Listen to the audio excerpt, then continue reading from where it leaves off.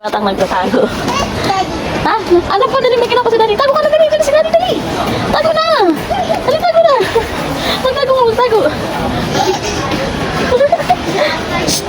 Trish. Trish. Ayun si Daddy. Ayun si Daddy, dali. Ayun si Daddy. Ayun si Daddy. Nagtatago mo siya, dali. Ah. Walang ano, wala na. Walang ganun. Natago daw siya kay Daddy.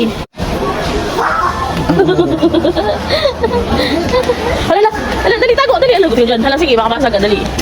Sige, sige. Sige. Risha. Walang pushcart na malaki. Puno ko dahil. Ay! Tight lang. Bukol kong anak. Grabe, nakakapagod. Try gawin na tayo. Agad na si Daddy.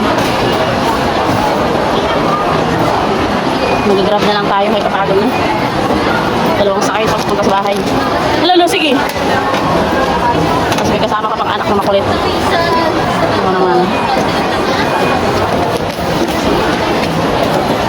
Anak, dito tayo antay. Hello, hello, hello. Hello, baby. Tanda lang kasi kay Daddy, sunod kay Daddy. Sunod. Ako. Ay, nana lang, bebe. No, dito kay Daddy, Daddy. Careful. Oh, dito lang tayo. Atin natin yung sakyan. Peekaboo. Ay!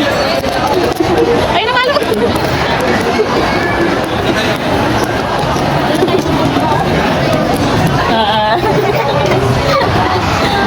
Namin ka kasi linggo ngayon.